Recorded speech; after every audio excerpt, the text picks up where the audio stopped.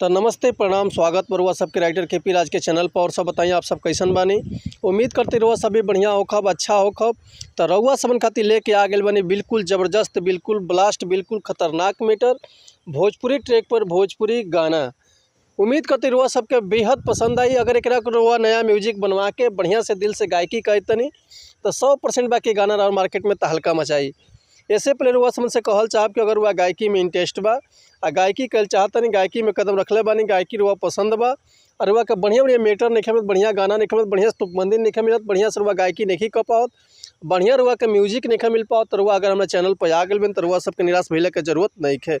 काहे से कि रुआ सबन खातिर हम हर एक प्रकार के सॉन्ग लिखिले, हिंदी होकर चाहे भोजपुरी होकर, चाहे रुआ कोनो भी ट्रैक पर भोजपुरी गाना लिखवा सकिले। आर्केस्ट्रा संग, लव संग, बेवफाई संग, पूर्वी, निर्गुण, भजन, लोकगीत, लयदारी, रंगदारी, जातिवाद संग, चाहे रुआ बोल बम के गाना लिखवा सकिले, चाहे भक्ति भजन लिखवा सकिले, चाहे विवाह गीत, चाहे विदाई गीत, चाहे रुआ अपना मनपसंद के कोनो भी गाना लिखवा सकिले, वो बिल्कुल उचित चार्ज पर। तो ऐसे कहल चाह रुआ समझ से कि रुआ अगर हमारे चैनल पर आयल बनी आ चैनल पर नया बानी, चैनल पर पहला बार आयल बनी तो चैनल के लाइक कर दी, सब्सक्राइब कर दी आ बेल आइकन प्रेस कर दी ताकि कोनो वीडियो अपलोड करी तो सबसे पहले नोटिफिकेशन रुआ समझ के मिले।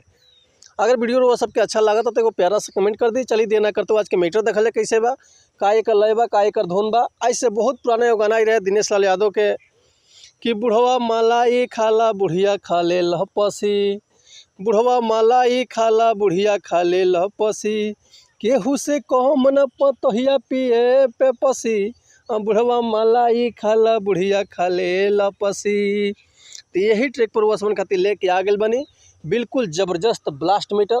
तो चलिए देखिए गाना कैसे बा। एगो लड़का एक जनी के देखले बा तो का कहता कि हंसल तो फसल बिया दिलावा में धसल, हंसल तो फसल बिया दिलावा में धसल, 72 कमरिया एकर दहिया बावे कसल, 72 कमरिया एकर दहिया बावे कहसल, हंसल तो फसल बिया दिलावा में धसल, हंसल तो फसल बिया दिलावा में धसल, महारता जाने एकर हंस के भी हसल, महारता जाने एकर हंस के भी हसल, हंसल तो फसल बिया दिलावा में धसल, हंसल तो फसल बिया दिलावा में धसल। तो उम्मीद करतनी मीटर हुआ सबके बेहद पसंद आयल होई। अगर ये गाना के रुआ फुल लिखवाओल चाहतनी तो डिस्क्रिप्शन में हमारा कॉन्टैक्ट नंबर बा, व्हाट्सअप नंबर बा, रुआ कॉल कर सकिले या व्हाट्सअप कर सकिले, रुआ के बिल्कुल उचित चार्ज पर फुल गाना मिल जाए। एक और बात रुआ सबसे कहल चाहब कि अगर रुआ हमारा गाँव में कोनो मिस्टेक होता तो भैया क्षमा चाहतनी। ऐसे कि हम तो गायक ना है, रुआ समन के खाली बता सकिले, समझा सकिले। ये रुआ ऊपर डिपेंड करता हुआ जितना बढ़िया से गायकी करब उतना बढ़िया से गाना और मार्केट में ब्लास्ट करी। चलिए मिला तो नेक्स्ट वीडियो में कुछ नया गाना, कुछ नया धुन, कुछ नया कंपोजिशन लेके। तब तक के लिए रुआ सबसे अनुमति चाहतनी।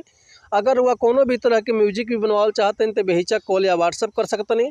हमार व्हाट्सअप नंबर बा 81 78 24 48 75।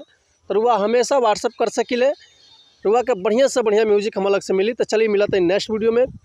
तब तक ले रुआ सबसे अनुमति चाहतनी। नमस्कार, प्रणाम, जय हिंद, जय भारत, जय भोजपुरी समाज, हर हर महादेव, जय शिव शंभू, जय माता दी।